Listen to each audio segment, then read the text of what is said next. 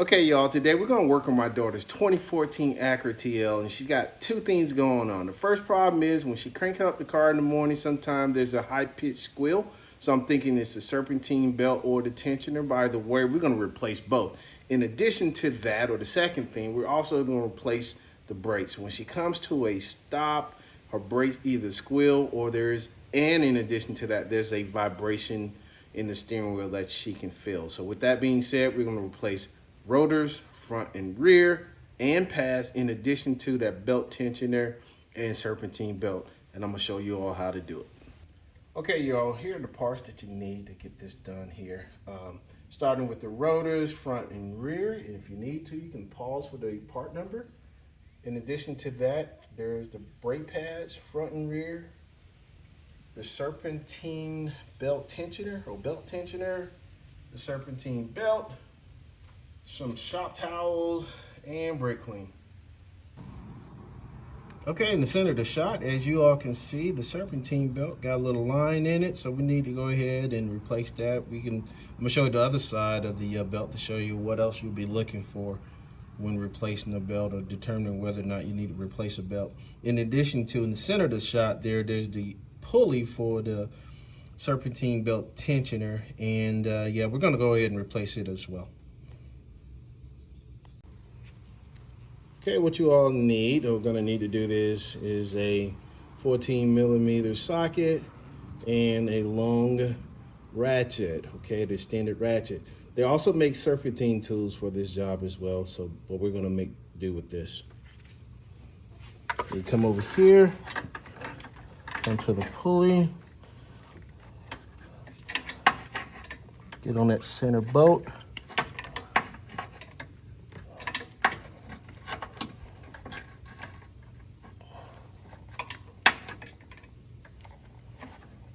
Once you get on it, release that tension on the tensioner, and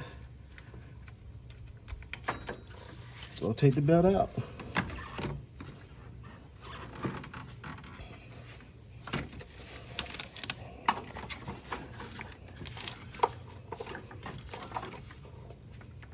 Oh, wow. Look at that, you all. That wasn't a line, that was a split. Holy smokes, that was, oh wow. That was moments away of going bad. So, yeah.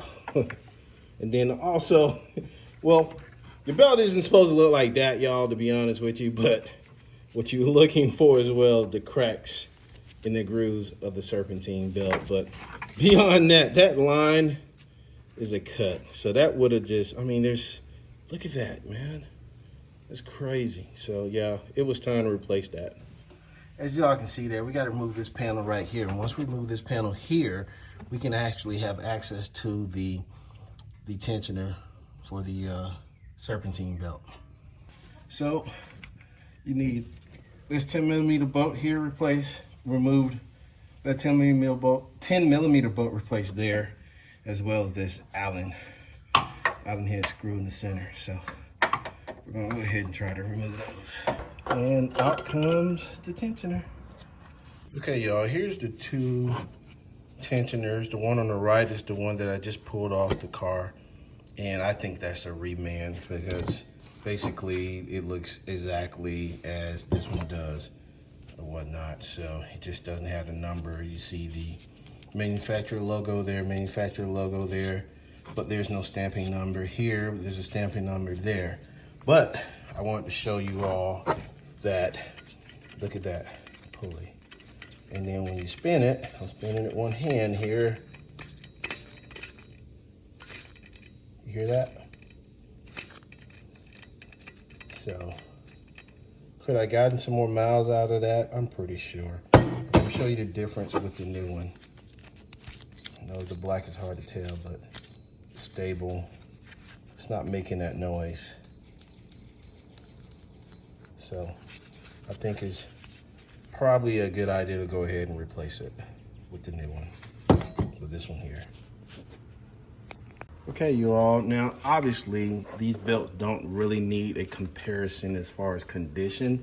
However, what you want to make sure is that they're the same length. And a lot of times there is some adjustment there or whatnot. I don't know.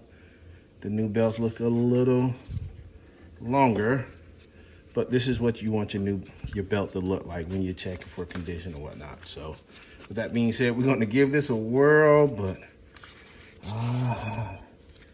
it's going to be close. I think there's enough adjustment there. So anyway, we'll give it a try. So there might have been a change of plans. I may have to switch tactics here and use my Serpentine tool here. So yeah. So there was a slight change of plans. I'm going to use my Serpentine tool and see if I can get a better handle on that tensioner.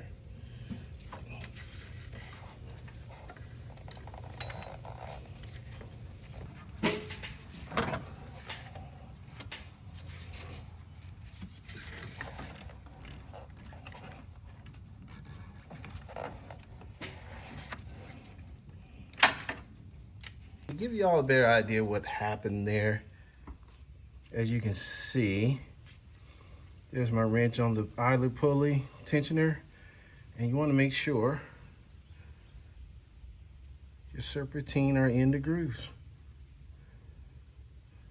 Simple as that.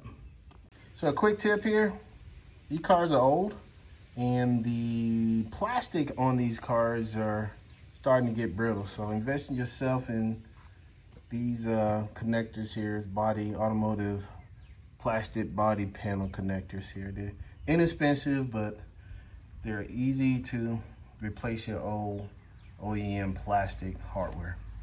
Okay, y'all, so I had to come to a stopping point yesterday, and I'm starting on the brakes again this morning. I should get it done the next hour or so, but I'm gonna show you a tool that was effective with getting these rotors off the hub.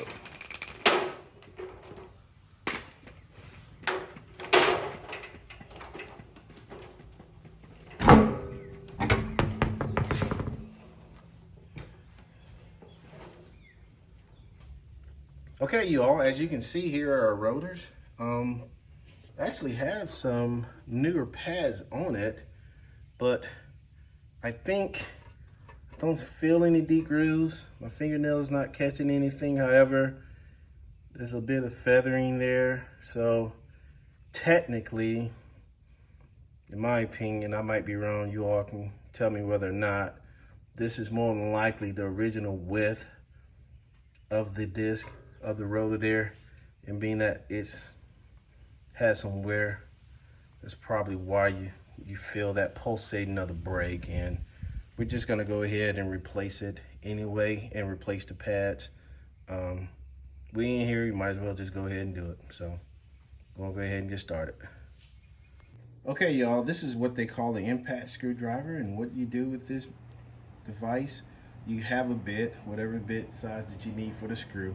And with that being said, you actually take it to the stuck fastener, insert it slow like so, and then smack the end of it with the hammer. So I'm gonna demonstrate that here in a second to show you how that's done for those stuck fasteners for these rotors. Okay, so probably gonna go ahead and spray these screws with a little penetrating oil, just a little bit here. And again, I'm replacing the rotor and the brake pad, so I'm not really concerned about that penetrating oil getting on the pads. And then you grab set tool. Like I told you, you have an arrow. I'm gonna put it upside down. You have an arrow, points to the left, or L, or arrow pointing to the right. Lefty loosey, righty tighty. Rotate it direction you want. You grab, put it in the fastener, then give it a couple of whacks. Should see it spin, and there you go. So I'm pretty sure the driver's side is pretty much the same as this one here. I'm not really sure about the rear.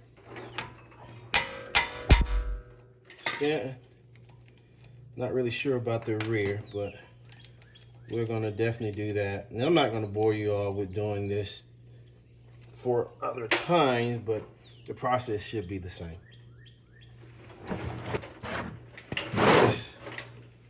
give this a good spraying because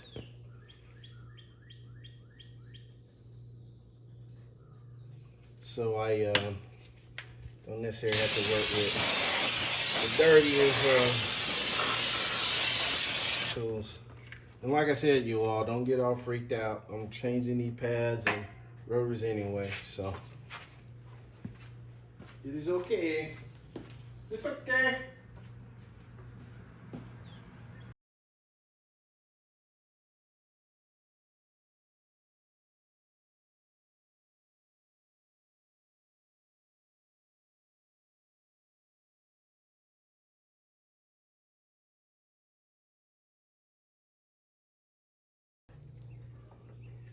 Like I told you all, it looked like the brake pads are not really bad. They were new, so someone changed the pads, but I think the rotors actually need to either be turned or quite possibly replaced. But we're gonna go ahead and replace it either way. So just wanted to show you that.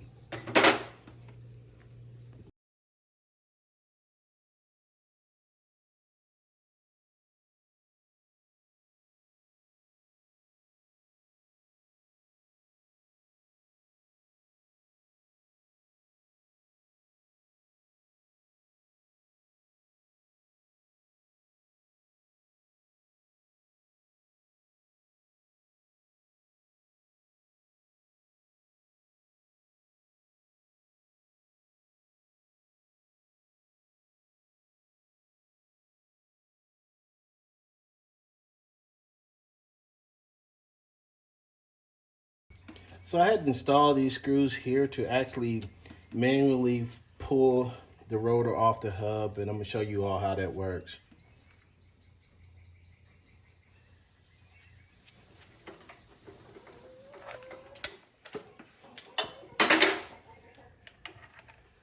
And yes, my wife has chickens.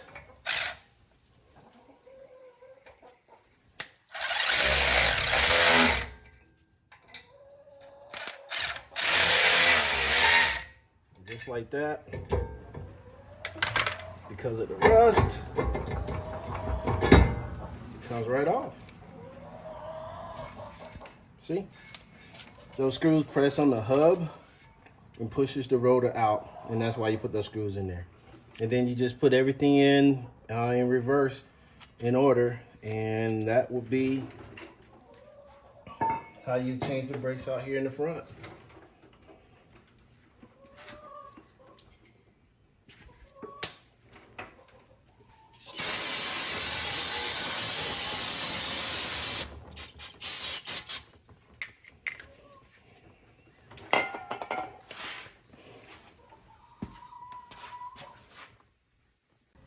Okay, with the caliper bracket here, one of the things I also gonna do is replace these pins with new hardware, and then I'm gonna pull these sliding pins out.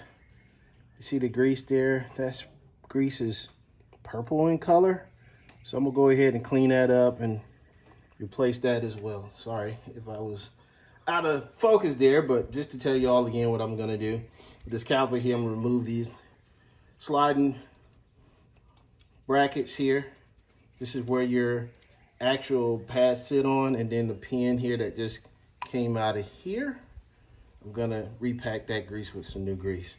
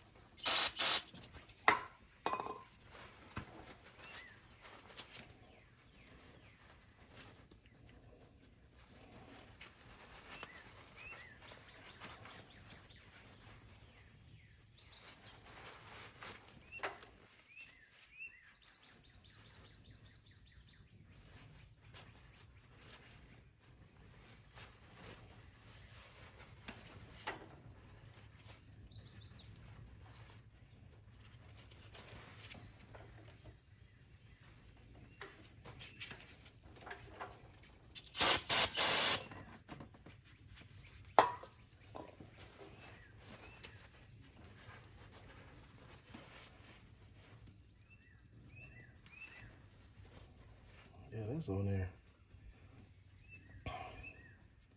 Wow, look at that oil. Yeah. Oh, grease, I'm sorry. It is on there. Yeah.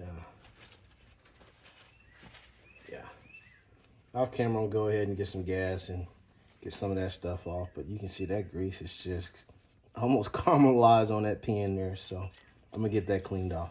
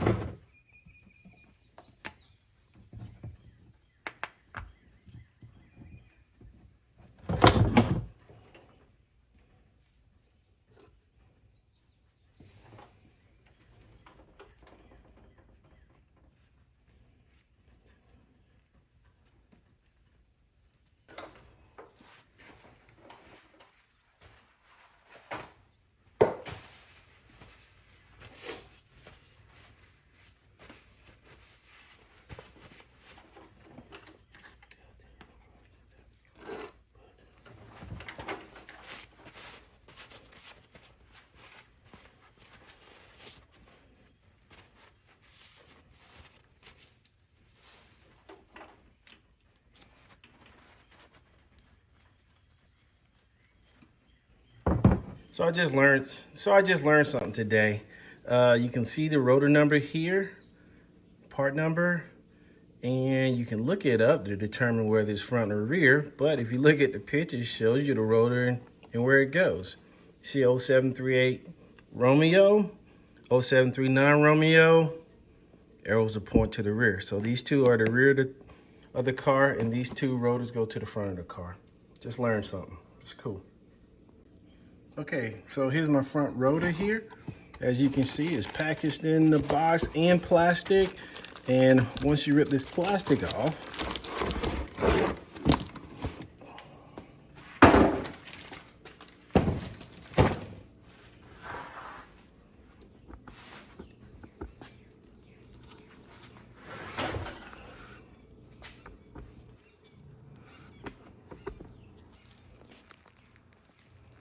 so once you take the plastic off, you will probably see a nice shiny rotor. So you can go ahead and put that on the car, right? No, you shouldn't.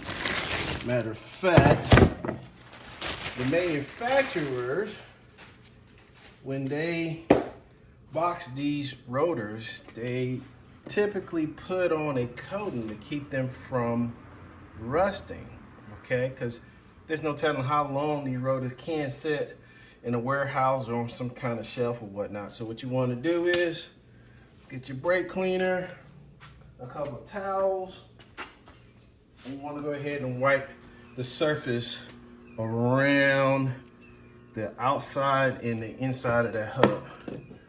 It's on the table, so it's not a big deal there, but should be pretty straightforward there. So grab your rotor, give it a good wipe down, but you're really trying to focus on the face there.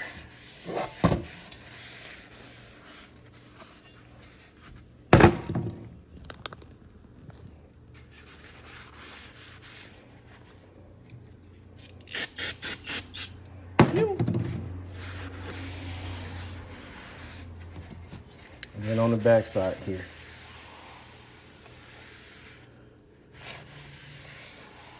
I'll be honest with you all, I'm not really sure there was any of that stuff on there, but not throwing caution in the wind, we're just gonna go ahead and wipe it down like so. So wipe this portion, this side here, that side there, and this rotor is ready to be installed. Be mindful, you wanna make sure that you align these countersunk holes with the with the screw holes on the hub, so you can put those screws back in. These are just the pressing holes to pull the rotor off the hub, like I showed you earlier.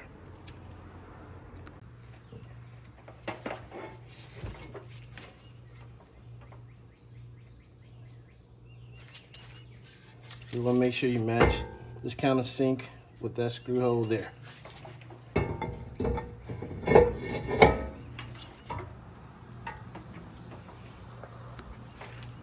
And as you can see, put it in the frame. You want it there, you want it there.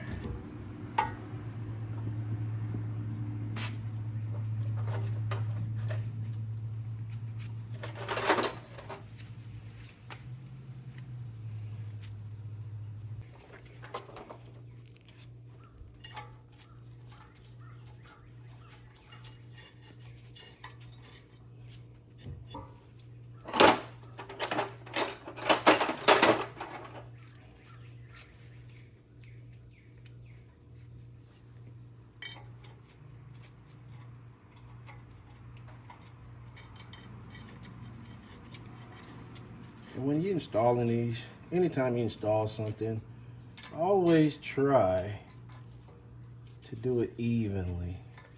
Therefore, it sits on the surface flat. I don't care if you're installing heads or a gasket, a pan, whatever the case may be.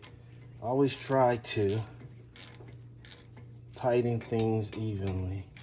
Therefore, you're all the way flat against the face of whatever you're trying to tighten. That could be valve covers, that could be oil pan, doesn't really matter, but just make that a practice.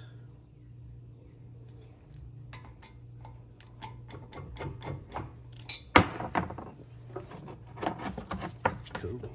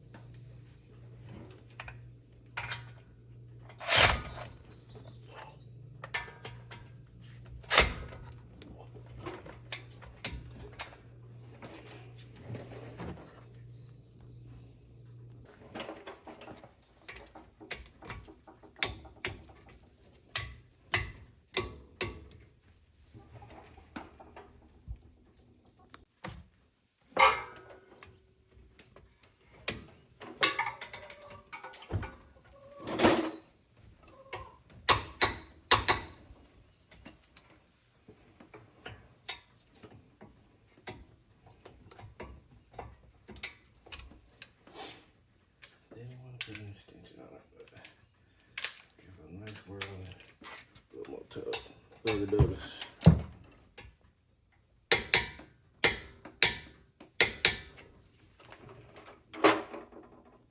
Okay, as you all can see, the rotor's installed, the new brake pads are on.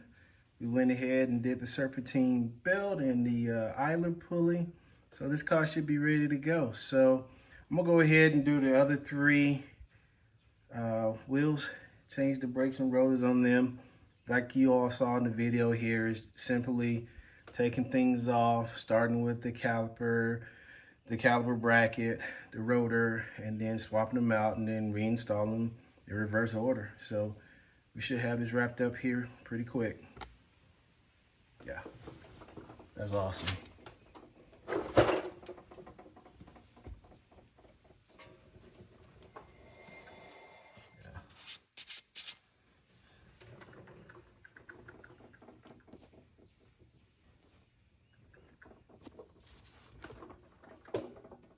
So as you all can see, it's not a lot to changing brakes or whatnot. It was pretty straightforward. All you need is the right tools and the parts and some patience. And there's a lot of references out there that you can use that can help you get the job done. So with that being said, I hope this helped you all out in the future. If you own the 2014 Acura or any other car, some of these steps still apply. And with that being said, we'll see you next time.